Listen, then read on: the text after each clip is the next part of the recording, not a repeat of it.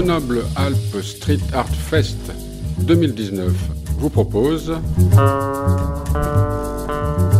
Pochoir sonore, une série de rencontres avec les artistes présents sur le festival.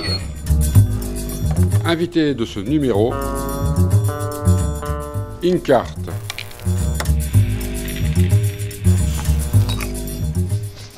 C'est parti?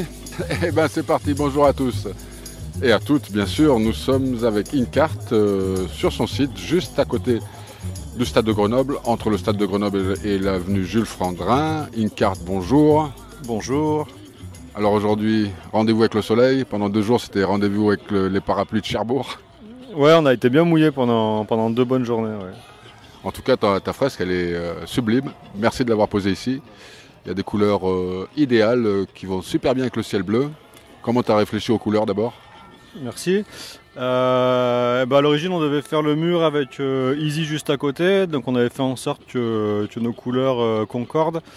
Du coup, ça se fera pas. Donc ça met un peu plus de couleurs par rapport à ce que je fais d'habitude. Et c'est pas plus mal. Bon, on n'a pas répété, puisque c'est pas la première fois que tu es dans Pochoir sonore, puisque tu es de Grenoble exactement ou sur les côtés?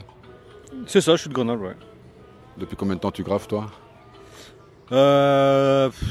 Depuis l'adolescence, après on va dire plus sérieusement depuis 6-7 ans. 6-7 ans, 6-7 ans sérieusement, ou 6-7 ans tu as commencé à prendre des crayons, des pinceaux, de la bombe pour t'exprimer? Ah non, 6-7 ans que je grave sérieusement, les pinceaux et les crayons, c'est depuis que je suis tout gosse. C'est ce que tu aimais faire au départ, plutôt qu'un sport ou... J'ai pas su, on m'a pas séduit vers les métiers artistiques. Il y a 20 ans de ça, c'était moins en vue et moins porteur qu'aujourd'hui. Il y a 20-25 ans de ça, personne n'aurait pensé qu'il y aurait autant de couleurs dans les villes, personne n'aurait pensé qu'un graffiti sur une toile, ça pourrait se vendre. Et voilà, quoi. Du coup, moi j'ai un parcours un peu inverse, j'ai fait une vie tout à fait normale et puis j'ai repris un peu le graffiti et tout ça, plus après 25 ans.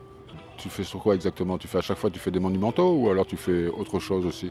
Mis à part, bien sûr, ce qu'on a pu voir sur l'une des éditions précédentes, Grenoble Street Art Festival. Première fois en 2015. Une surface beaucoup plus petite. Beaucoup plus petite et beaucoup plus grosse parce qu'en 2015 j'ai assisté au Dustin Coffee dans sa fresque. Donc là elle faisait 45 mètres de haut et je sais plus combien de large. Et ma première fresque perso sur le festival elle faisait peut-être 3 mètres de haut par 6 de large. Après un mur comme celui que j'ai fait ces derniers jours c'est la première fois. Sinon moi j'aime bien peindre dans des friches industrielles, dans des lieux un peu abandonnés. Et ça n'avait jamais excédé on va dire 6 mètres de haut. Donc tu nous disais tout à l'heure que quand tu es tombé tout petit, en tout cas après avoir fait un peu de sport, tu es tombé dans l'art comme on tombe dans la marmite. Qu'est-ce qui t'a fait déclencher cette envie? Une entrée dans un musée, une lecture quelconque, peut-être d'avoir vu justement aussi autre chose dans la rue que tu t'es dit waouh, ça j'aimerais bien. Comment ça a commencé, je pourrais pas le dire. Moi, je me souviens juste qu'à l'école maternelle, déjà, j'étais tout le temps en train de dessiner, donc depuis vraiment tout gamin. Après, le graffiti, c'est la Rocade Sud. Hein. Ouais. La Rocade Sud, il y avait des nouveautés toutes les semaines. Chaque fois que j'allais chez mes grands-parents, avec mes parents dans la voiture, regarder les nouvelles choses. Puis c'était de plus en plus gros, de plus en plus beau. Donc ça donne envie, je pense, tu vois, ça vient de là. Alors tu es parti seul dans ce mouvement-là ou tu as pris un copain par la main, tu lui as dit allez viens, on y va à 2 sur la Rocade Sud, c'est dangereux? Non, il y a toujours un copain Il y a toujours un copain. Comme sur cette fresque, j'ai vu vous étiez 2 sur la nacelle. Ouais, parce qu'au début je voulais la faire toute seule et puis tout seul. Et puis comme c'était la première fois, je ne m'étais pas forcément rendu compte. Et puis après, je me suis dit qu'au moins pour les tracés, pour les aplats, ce serait bien d'avoir quelqu'un. Et ouais, j'avais vu juste parce que tout seul, je sais pas si j'aurais tenu les délais avec la météo qu'il a fait. Ouais. Alors abstrait, cercle, concentrique. Je suis passé il y a quelques jours avec un ami qui me disait, où on a eu la réflexion de se dire que le disque central noir qui était un petit peu décalé par rapport au disque inférieur un petit peu doré pouvait nous faire penser à une éclipse solaire qui démarre ou qui se finit. D'ailleurs, tu m'as dit peut-être pas du tout ça. Ouais, non, du coup, pas tellement. Alors, il y en a qui m'ont dit ça aussi. Il y a des gens qui ont vu un œil. En fait, dans mes peintures en général et dans celle-là surtout, j'essaie de montrer en fait, faut essayer de comprendre que chaque trait représente une personne ou une action et ça montre comment chacun devrait se positionner, enfin que chacun a une place bien précise pour arriver à une harmonie en fait. Et j'ai choisi de faire différents compartiments, différentes couleurs pour montrer que dans les différentes strates de la société, mais aussi... Ethnie? Non, non, pas forcément, plus... pour montrer qu'il y a une harmonie dans tout, dans l'univers, dans nous, là, que chacun a une place et qu'il faut trouver cette place justement pour être en harmonie avec ce qui nous entoure, que ce soit les planètes dans l'univers, que ce soit nous deux là, que ce soit, voilà, que ce soit les gens dans le stade des Alpes, chacun a une place à trouver pour qu'on puisse vivre en harmonie. C'est vrai qu'on a eu aussi cette réflexion de se dire que ça nous faisait aussi penser à la roue de l'univers, cette spirale qui tourne sur elle-même dans le sens de la Bhagavad Gita. Ouais, non mais ouais, en effet, non mais c'est ça que je cherche à montrer là-dedans. Après il y a un message, ça reste quand même abstrait, donc chacun y voit ce qu'il pense. Et justement, c'est ce qui est bien, c'est que ça ouvre le débat, ça ouvre à la réflexion, et c'est ce à quoi, à mon sens, doit servir l'art comme ça dans la rue. Alors quels sont tes outils pour faire tout ça? J'ai l'impression que tu as utilisé plusieurs types de matériel. Bon, on a fait les aplats au rouleau. Après, tout ce qui est calligraphie, c'est fait au pinceau, avec de la peinture de bombe que je vide. Et puis voilà, rouleau, pinceau, quoi. Et pour faire ces cercles concentriques, pas de rétroprojection, mais ouais, Une petite corde, voilà, pour faire un compas qui fasse plus d'1,20 m, c'est difficile à trouver, donc une corde fixée au mur avec du bon scotch, et puis... D'ailleurs, tu as eu un petit peu peur pendant toutes les intempéries, c'est parce que tu as fait tous tes cercles avec... on a tracé ça avec de la craie de chantier, de la craie de maçon, et c'est vrai que la façade était bien mouillée, on se demandait si ça allait pas tout disparaître, et bah, c'est de la bonne craie de maçon, quoi. Alors, on va en venir à tes calligraphies. Tes calligraphies, c'est un style perso ou tu t'es inspiré de quelque chose en particulier? C'est inspiré des différents alphabets, que ce soit les gothiques, hébraïques, arabes, tibétains, cyrilliques, voilà. Donc c'est inspiré de tout ça. Et puis après c'est fait un peu à ma sauce avec mon geste, quoi. Satisfait de ton travail? Je suis jamais vraiment satisfait. Va falloir Ça fait 6 jours que je suis dessus, va falloir le digérer un peu, et puis voilà, ça fait 1 heure que je suis posé devant, j'arrive à rester devant, donc déjà c'est bon signe.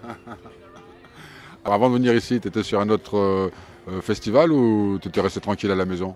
Avant de venir ici, il y a quelques semaines, j'ai fait Street Art City, ouais, à Lurcy-Lévis. Voilà, un projet super sympa. Et là, je pars début juillet près de Bordeaux, à Mimizan-Plage, pour un petit festival pour clôturer un peu l'avant-vacances, quoi. Donc une carte, ça s'exporte bien, là, dis-moi. Ça va. Ça va. Oui. Ça va, je me plains pas, ça pourrait s'exporter un peu plus, mais... Ouais. Ça veut dire qu'en ce moment, à la louche, tu fais combien de projets par an? Je sais pas, peut-être 3-4 projets comme ça. Après, c'est surtout de la peinture. Après, un projet, ça peut être des petites expos, ça peut être du mur. Après, c'est plus du projet perso. J'ai quelques trucs prévus pour la fin de l'année aussi. Et puis voilà, après, je me prends pas trop la tête avec tout ça. Quand tu me disais que tu voulais devenir... tu avais commencé un petit peu à t'intéresser à l'art, on est carrément dans l'abstrait. Est-ce qu'il y a peut-être des peintres ou des artistes dans l'abstrait ou dans quelque chose d'autre qui t'ont marqué et de qui tu as pris une inspiration? Bah moi, ça va plus être les calligraphes modernes, ça va être Zofa, c'est sûr, ça va être Chasse-Beaujartiez, ça va être Bisco Smith, ça va être Chou, ça va être Tarek Benamoun. Enfin voilà, plein de gens, quoi, hein, forcément, à l'ère du numérique aujourd'hui, on en voit de plus en plus, donc forcément il y a de plus en plus de sources d'inspiration.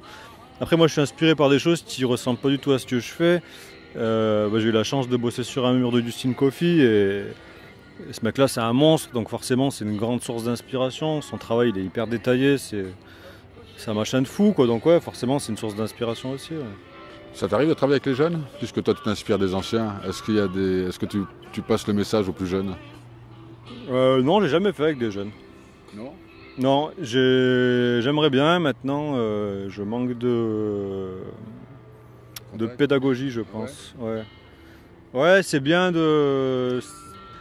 Avec les jeunes, c'est bien de leur partager, mais je pense qu'il faut avoir une certaine pédagogie pour les intéresser et pour qu'ils en repartent avec quelque chose, quoi. Pas juste le fait de barbouiller de la peinture sur un mur ou sur une toile. Ouais. T'as des enfants? Ouais. Alors quand ils te voient peindre, ça les inspire aussi? Ou pas? Ou est-ce qu'ils sont trop petits? Non, ils sont en âge, ça les inspire, ils sont fiers, bien sûr. Je sais pas ce qu'ils vont faire, je suis pas sûr qu'ils aient envie de faire comme leur père, mais qu'ils fassent ce qu'ils ont envie de faire, qu'ils trouvent leur voie et qu'ils soient heureux, c'est le principal. Hein. Alors justement, si tu avais un message à faire passer aux jeunes qui passeraient devant et qui pourraient se dire oh, punaise, c'est bien ce qu'il a fait le gars, j'aimerais bien faire pareil. Qu'est-ce que tu pourrais leur donner comme conseil ou comme tuyau? Juste d'y aller, quoi. Faut le faire, faut pas avoir peur de pousser des portes, de montrer ce que vous faites. Et puis en fait, je pense que le principal, c'est de prendre du plaisir. C'est de prendre du plaisir. Moi, j'ai eu la chance que ça puisse plaire et de faire des jolis murs comme ça. Après, si demain ça plaît plus, tant que je prends du plaisir à le faire chez moi, c'est le principal. Une carte, on peut voir où ton travail? Et toujours sur les spots grenoblois, rue Augereau, Courberia, ici même maintenant. Et sur la toile? Sur le web, sur mon site internet, incart.com. Il y a ma page Facebook, il y a Instagram, et puis voilà. Donc ton adresse, appelle-nous l'adresse, incart. ink4rt.com. Merci. Je te laisse observer encore ton travail, ton chef-d'œuvre, et puis je te dis à très bientôt. Merci, à très bientôt. Ciao. Ciao, ciao.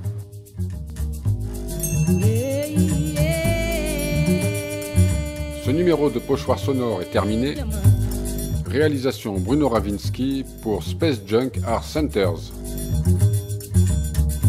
A très bientôt pour une nouvelle rencontre.